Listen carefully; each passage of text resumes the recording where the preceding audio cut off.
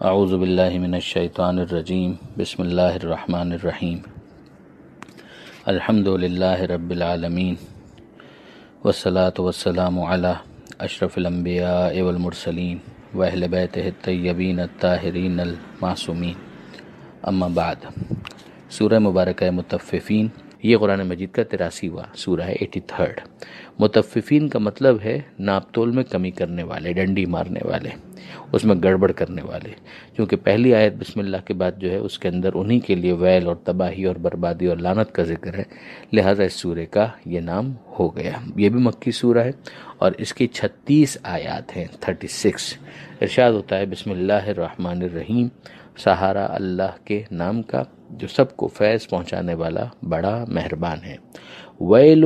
للمطففین، لعنت ہے، ویل تباہی بربادی لعنت ہے، کس کے لیے؟ للمطففین کی، مطففین کے لیے، ڈنڈی مارنے والوں پر جو لوگوں سے ناپ تول کریں، الذین اذا اکتالوا علی الناس یستوفون، کہ جب لوگوں سے ناپ تول کرتے ہیں تو پورا پورا وصول کریں۔ وَإِذَا كَالُوهُمْ أَوْ وَزَنُوهُمْ يُخْسِرُونَ، اور جب خود ناپ تول کرتے ہیں، ناپ یا تول کرتے ہیں تو انہیں گھاٹا پہنچاتے ہیں۔ اب ظاہر کاروبار اگر اعتماد نہ رہے تو پھر اس کے بعد آپ اندازہ کر سکتے ہیں کہ کتنا بڑا ٹرسٹ ڈیفیسٹ کریٹ ہو جائے گا سوسائٹی کے اندر، اور اس کے نتیجے میں پورا بازار ڈسٹرب ہو جائے گا اور لوگ جو ہے وہ اطمینان نہیں کر پائیں گے۔ آج بھی ہم دیکھتے ہیں کہ وہ جو برانڈز ہوتے ہیں جب وہ اپنے برانڈز اسٹیبلش کرتے ہیں تو ان باتوں کا خاص خیال رکھتے ہیں کہ ان کا نام جو ہے اس بات کی ضمانت بن جائے کہ جو کسٹمر ہے اس کو سیٹسفیکشن ہو کہ جو چیز کہی جا رہی ہے وہی اس کو دی بھی جا رہی ہے، اس کے اندر کوئی کمی نہیں کی جا رہی ہے۔ یہاں پر پروردگار عالم نے اس چیز کی بہت زیادہ مذمت کی ہے۔ یہ حق الناس سے متعلق ہے، انسانوں کا جو حق دوسرے انسانوں کی گردن پر ہے اس سے متعلق یہ بات ہے، اور پروردگار عالم نے اس کی بہت سخت الفاظ کے اندر مذمت کی ہے۔ ماضی کی امتوں میں حضرت شعیب علیہ السلام کی قوم پر اس وجہ سے عذاب بھی نازل ہو چکا ہے۔ جو شرک کا معاملہ تھا وہ عقائد کا تھا، اور پھر عملی طور پر جو گناہ وہاں پر بہت زیادہ شدت کے ساتھ موجود تھا وہ یہی ناپ تول میں کمی تھی کہ جب اپنی باری آئے تو پورا لے لو جو فطرت کے مطابق ہے، مگر جب دوسروں کو دینے کی باری آئے تو اس کے اندر ڈنڈی مارو، کسی طریقے سے خسارہ پہنچاؤ، نقصان پہنچاؤ دوسروں کو۔ تو ارشاد ہوا ویل للمطففین الذین اذا اکتالوا علی الناس یستوفون، ان ناپ تول میں کمی کرنے والوں کے لیے ویل ہے، تباہی ہے کہ جب اپنی باری ہوتی ہے تو پورا وصول کرتے ہیں، او واذا کالوہم او وزنوہم یخسرون، اور جب ناپ یا تول کرنا ہو دوسروں کے لیے تو پھر یخسرون، وہ ان کو گھاٹا پہنچاتے ہیں۔ الا یظن، کیا ان کو یہ خیال نہیں گزرا، اولئک انہم مبعوثون، کہ ان کو واپس زندہ کیا جائے گا، انہیں واپس مبعوث کیا جائے گا، بعث بعد الموت، یعنی زندگی ملے گی لیوم عظیم، اور اس عظیم دن ان کو واپس زندگی ملے گی، اور وہ حساب کتاب کے لیے ہوگی۔ یوم یقوم الناس لرب العالمین، وہ دن کہ جب سارے انسان کھڑے ہوں گے عالمین کے پالنے والے کے سامنے، یعنی حساب کتاب کے لیے ان کو لایا جائے گا۔ کلا، ہرگز نہیں، یعنی اگر انہوں نے ایسا سوچا ہے کہ انہیں واپس زندہ نہیں کیا جائے گا، ان کا حساب کتاب نہیں ہوگا، تو دے آر رانگ، یہ غلط سوچ رہے ہیں۔ ان کتاب الفجار لفی سجین، یقیناً جو فجار ہیں، جو فاسق و فاجر ہیں، جو بدکار بد اعمال، جن کا ایک مصداق تو یہی مطففین ہو گئے، لفی سجین، وہ سجین میں ہیں، یعنی کتاب الفجار یعنی ان کا نامہ اعمال، یعنی ان کی فائلز، یہ اس رجسٹر کے اندر ہیں جو سجین والا رجسٹر ہے، اور سجین سجن سے نکلا ہے، قید خانہ، اور سجین اسی کے لیے کہا گیا کہ دائمی قید خانہ، وہ جو رجسٹر ان لوگوں کا ہے اس کے اندر ان کے نام لکھے ہوئے ہیں۔ وما ادراکا ما سجین، اور تمہیں کیا معلوم کہ سجین کیا ہے؟ کتاب مرقوم، وہ لکھا ہوا نوشتہ ہے، لکھی ہوئی کتاب۔ ویل یومئذ للمکذبین، اور تباہی اور بربادی ہے اس دن ان کے لیے کہ جو جھٹلانے والے ہیں۔ اب یہ بات ظاہر کنٹینیویشن کے اندر آگے بڑھے گی، تو انشاءاللہ کل تھوڑا پیچھے سے شروع کریں گے تاکہ ربط واضح ہو سکے۔ الذین یکذبون بیوم الدین، وہ کہ جو جھٹلاتے ہیں حساب کتاب کے دن کو۔ وما یکذب بہ الا کل معتد اثیم، اور اسے نہیں جھٹلاتا مگر وہ کہ جو معتد ہے اور اثیم ہے۔ یہ دو صفات پروردگار عالم نے بیان کی ہیں، اور حصر کے ساتھ کہ یہ دو صفات ہیں کہ جس کی وجہ سے وہ جھٹلاتے ہیں۔ اس سے پہلے ہم لوگ ایک اور سورہ کے اندر غالباً سورہ قیامت میں دیکھ چکے ہیں کہ پروردگار نے فرمایا کہ ان کا جھٹلانا اس وجہ سے لیفجر امامہ، کہ یہ اپنے فسق و فجور کو اسی طریقے سے کرتے رہیں۔ اس کو یہاں پر ایک اور لفظ کے ذریعے سے بیان کیا گیا کہ جو معتد ہے یعنی تجاوز کرنے والا، ظلم کرنے والا، وہ اپنا ظلم کرتے رہنا چاہتا ہے، اس لیے وہ اپنے ذہن سے اس خیال کو جھٹک کر باہر نکال دیتا ہے کہ کبھی اس کا حساب کتاب بھی ہو سکتا ہے۔ اور ایک وہ ہے کہ جو اپنے ہی گناہوں کے اندر مگن ہے، ممکن ہے کہ وہ دوسروں پر اس معنی میں ظلم نہ کر رہا ہو، لیکن اسیم یعنی اسم گناہ، اور اسیم یعنی صفت مشبہ بالفعل، یعنی اس کے اندر ایک کنٹینیویشن ہے کہ وہ گناہ پر اصرار اور بار بار اس گناہ کو کرتے رہنا چاہتا ہے۔ تو اس کی وجہ سے وہ نہیں چاہتا ہے کہ اس کے دل و دماغ کے اندر یہ خیال بھی آئے کہ کبھی اسے حساب کتاب دینا پڑے گا، اس لیے کہ یہ جو اس کا خوگر ہو چکا ہے گناہ کرنے کا، یہ اس کی اس عادت کو ڈسٹرب کرنے کے لیے امپیکٹ ڈال سکتی ہے، اور وہ اپنے گناہ سے دستبردار نہیں ہونا چاہتا۔ تو الٹا کیا کہتا ہے، اذا تتلی علیہ آیاتنا، کہ جب اس کے سامنے ہماری آیتوں کو پڑھا جاتا ہے، قالا، تو وہ کہتا ہے اساطیر الاولین، کہ یہ تو گزشتہ لوگوں کے قصے کہانیاں ہیں۔ یہ ہم دیکھتے ہیں کہ بہت سے ایسے افراد کے جنہوں نے پیغمبروں کی تعلیمات کو جھٹلایا تو انہوں نے اس طرح کے جملے کہے، تو وہی ان کو چونکہ اپنے گناہ کے اوپر اپنے ظلم کو کنٹینیو رکھنا ہوتا ہے، تو پھر اس طرح کی آیتوں کو گزشتہ لوگوں کے قصے کہانیوں سے تعبیر کرتے ہیں۔ پروردگار فرماتا ہے کلا، ہرگز نہیں، بلکہ اصل معاملہ یہ ہے کہ رانا علی قلوبہم ما کانوا یکسبون، کہ جو ان کے کرتوت ہیں ان کی وجہ سے ان کے دلوں پر زنگ لگ چکا ہے، زنگ چڑھ چکا ہے۔ ہم جانتے ہیں کہ جب چیزیں زنگ آلود ہو جاتی ہیں تو پھر وہ بوسیدگی کی طرف جاتی ہیں، پھر ان کے اندر جلا، ان کے اندر چمک باقی نہیں رہتی۔ اس آیت کی تشریح میں خود حضور صلی اللہ علیہ وآلہ وسلم کا ایک فرمان بھی ہے، اور جو بہت مشہور بھی ہے، کہ فرماتے ہیں کہ ان العبد اذا اذنب ذنبا، کہ جب کوئی بندہ گناہ کرتا ہے، نکتت فی قلبہ نقطۃ سوداء، تو اس کے دل میں ایک کالا نقطہ پیدا ہوتا ہے، یعنی وہ نقطہ جو ہے اس جگہ پر جگہ بنا لیتا ہے۔ فَإِن تَابَ وَنَزَعَ وَاسْتَغْفَرَ، تو اگر وہ توبہ کر لے، اپنے آپ کو اس سے دور کرے اس گناہ سے، اور استغفار کر لے، تو سُقِلَ قَلْبُهُ، تو اس کا جو قلب ہے وہ سیکل ہو جاتا ہے۔ جس طریقے سے آپ دیکھتے ہیں کہ برتن ان کو سیکل کیا جاتا ہے، ان کو واپس سے اجلا بنایا جاتا ہے، لیکن اگر اجلا نہ بنایا جائے تو وہ اسی طرح سے پژمردگی کی طرف چاہتے رہیں گے، اور ان کے اوپر جو زنگ ہے وہ اور گہرا ہوتا چلا جائے گا۔ تو پیغمبر فرماتے ہیں کہ یہ توبہ کرنا اور گناہ کو ترک کر دینا اور استغفار کر دینا، اس کے نتیجے میں دل جو ہے وہ سیکل ہو جاتا ہے۔ وہ ان عادا، لیکن اگر وہ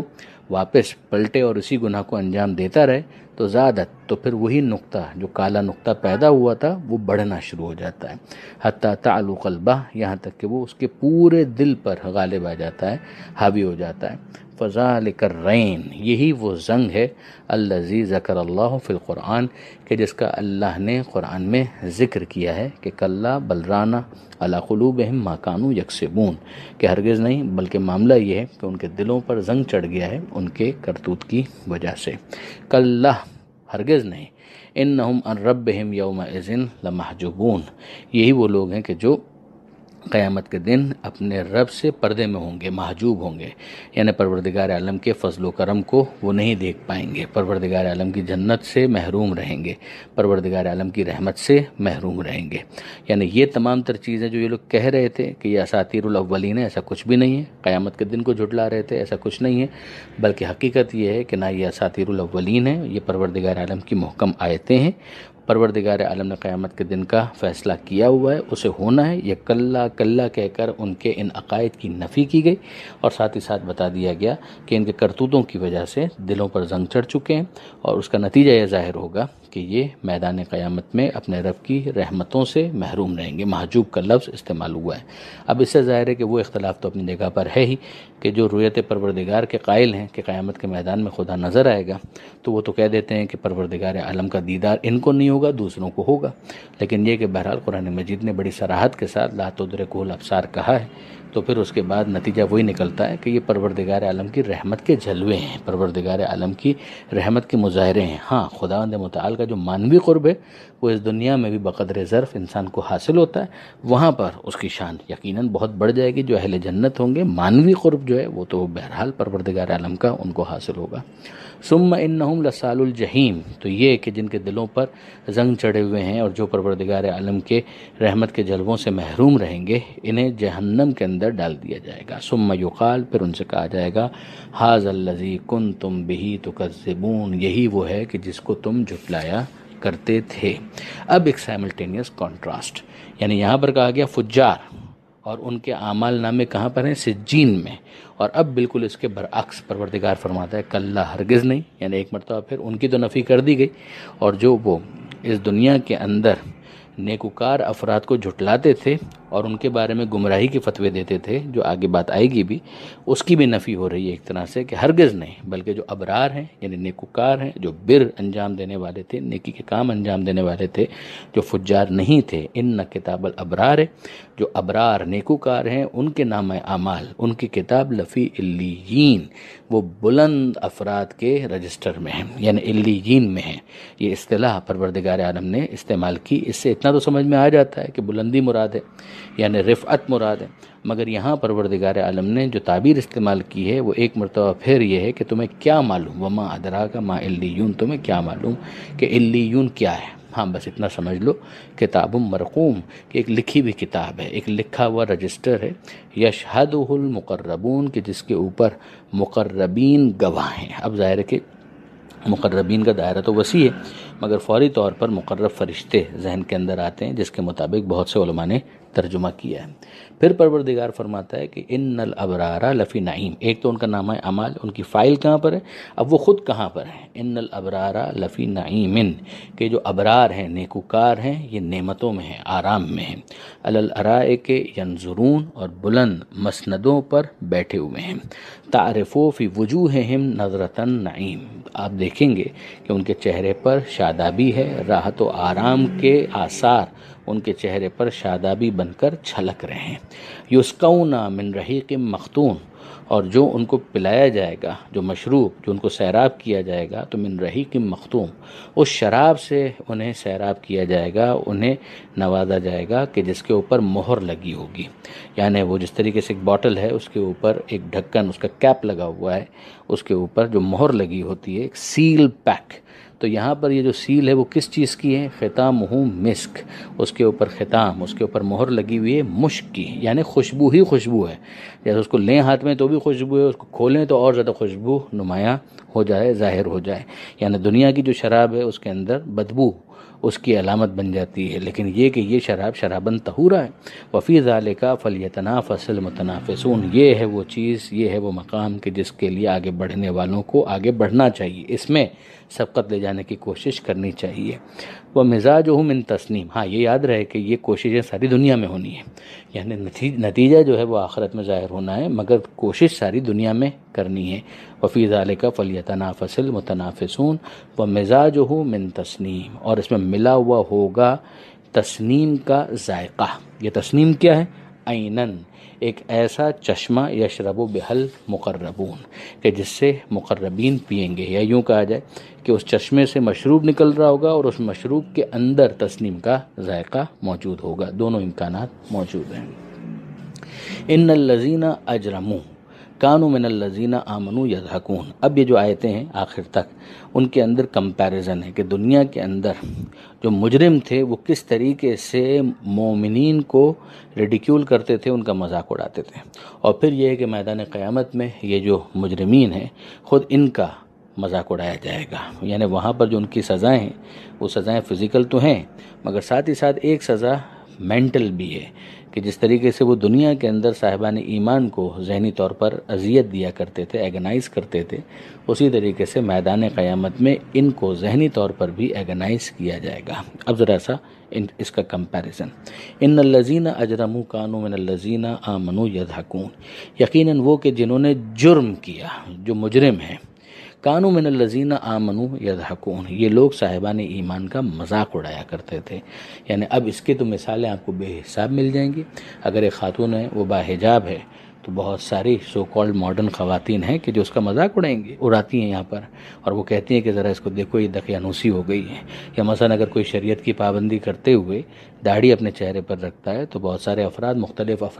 مختلف القاب سے اسے ایگنائز کرتے ہیں کہ صوفی صاحب آ گئے، یا اسی طرح کی اور بہت ساری چیزیں۔ تو پروردگار فرماتا ہے کہ یہ ہوتا تھا کہ یقیناً وہ کہ جنہوں نے جرم کیا، جو مجرم ہیں، یہ صاحبان ایمان کا یضحکون مذاق اڑایا کرتے تھے، وَإِذَا مَرُّوا بِهِمْ يَتَغَامَزُونَ، اور جب ان کے پاس سے گزرتے تھے تو آنکھوں سے اشارے کرتے تھے، یعنی ایک دوسرے کو آنکھوں سے اشارے کر کے پھر ایک مرتبہ ریڈیکیول کرنے کا ایک انداز ہے۔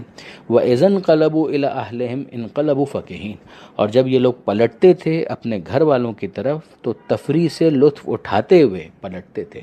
یعنی یہ راستے میں مذاق بھی اڑا لیا، آنکھوں سے اشارے بھی کر لیے، یہاں تک کہ گھر پر آئے تو پھر گھر والوں سے بھی باتیں اسی انداز کی ہو رہی ہیں کہ ارے تمہیں معلوم ہے کہ آج ہم نے کیا دیکھا صاحب، وہ تو بڑے دین والے بننے کی کوشش کر رہے ہیں وغیرہ وغیرہ، اور آج ہم نے یہ دیکھا اور آج ہم نے وہ دیکھا، اس کو بھی لطف لے لے کے بیان کرنا۔ تو یہ پروردگار عالم نے 3 ان کے جرائم بیان کیے، اور اس کے بعد پھر اب چوتھا کنکلوڈنگ ان کا ریمارک، یعنی یہ 4 چیزوں کے اندر پہلی چیز ہے یضحکون، یہ ان کا مذاق اڑاتے ہیں، دوسری چیز یتغامزون، یہ آنکھوں سے ایک دوسرے کے ساتھ اشارے کرتے ہیں اور ونس اگین ریڈیکیول کرنے کا انداز، یہاں تک کہ جب گھر پہنچتے ہیں تو لطف لیتے ہوئے وہ ان کے مذاق اڑانے کی جو کیفیت ہے اس کو اپنے دل میں ریکال کرتے ہوئے، اس کو انجوائے کرتے ہوئے گھر پہنچتے ہیں۔ وَإِذَا رَأَوْهُمْ، اور جب یہ دیکھتے ہیں صاحبان ایمان کو، قالوا، تو کہتے ہیں إِنَّ هَؤُلَاءِ لَضَالُّونَ، آخر میں کہتے ہیں کہ یہی گمراہ ہیں، یعنی مذاق اڑاتے اڑاتے وہ فتویٰ دینے پر آ جاتے ہیں اور کہتے ہیں کہ یہ خود گمراہ ہیں، یہ جو بڑے نمازی اور پرہیزگار اور بڑے دیندار بن رہے ہیں یہ خود ہی گمراہ ہیں، یہ انہوں نے صحیح راستہ چھوڑ دیا ہے، یعنی ان کے حال پر افسوس ہو رہا ہوتا ہے انہیں۔ پروردگار فرماتا ہے وَمَا أُرْسِلُوا عَلَيْهِمْ حَافِظِينَ، ہم نے ان کو ان پر نگران بنا کر نہیں بھیجا، یعنی ہونا یہ چاہیے تھا کہ یہ مجرم خود اپنی فکر کرتے، اپنے آپ کو کریکٹ کرتے، مگر ہو یہ رہا ہے کہ جنہوں نے کریکٹ کر لیا ہے ان کا یہ مذاق بھی اڑا رہے ہیں، انہی کو گمراہ قرار دے رہے ہیں، اور گمراہ ہونے کے باوجود اپنے آپ کو گویا صحیح راہ پر سمجھ رہے ہیں۔ فَالْيَوْمَ، آج کے دن، الَّذِينَ آمَنُوا مِنَ الْكُفَّارِ يَضْحَكُونَ، آج کے دن ٹیبلز ٹرن ہو جائیں گی، معاملہ بالکل برعکس ہو جائے گا 180 ڈگری کے اوپر، کہ جو صاحبان ایمان ہیں، جو ایمان لائے من الکفار یضحکون، وہ کفار کا مذاق اڑائیں گے، علی الارائک ینظرون، اور وہ اپنی مسندوں کے اوپر بیٹھے ہوئے دیکھ رہے ہوں گے، هل ثوب الکفار ما كانوا يفعلون، کیا کفار کو وہ پورا ثواب مل گیا کہ جو وہ اعمال کیا کرتے تھے، یعنی وہ تو کہہ رہے تھے کہ صاحبان ایمان جو ہیں وہ گمراہ ہیں، تو یہ تو پھر بہت اچھے ہونے چاہیے اس وقت، تو اب بتائیں، وہ ایک طنز ہے اس کے اندر پروردگار عالم کی طرف سے، اور وہ تماشا ہے کہ جو صاحبان ایمان کو دکھلایا جا رہا ہے کہ وہ جنت میں تو اپنے انجوائمنٹ کے اندر ہیں ہی، اپنے انٹرٹینمنٹ کے اندر ہیں ہی، مگر ساتھ ہی ساتھ ان کو یہ بھی بتایا جا رہا ہے کہ دیکھو وہ جو کفار تمہارا مذاق اڑایا کرتے تھے تو آج وہ خود کس طرح کے عذاب کا شکار ہیں، اور اس کو ثواب کہہ کر اس کے لیے مزید ایگنی، مزید ان کے لیے اذیت، اس کا انتظام کیا جا رہا ہے۔ یہ آیت نمبر 33 پر صفحہ مکمل ہو گیا۔ الحمدللہ آیت نمبر 36 تک ہم نے بات کو پہنچا دیا، اور اس طریقے سے یہ سورہ بھی مکمل ہو گیا، سورہ مطففین۔ اب اس کے آگے سورہ انشقاق ہے۔ پروردگار عالم سے دعا ہے قرآن پڑھنے، سمجھنے اور عمل کرنے کی توفیق عطا فرما، اور وارث قرآن امام زمانہ کے ظہور میں تعجیل فرما۔ وآخر دعوانا ان الحمد للہ رب العالمین، والسلام علیکم ورحمۃ اللہ وبرکاتہ۔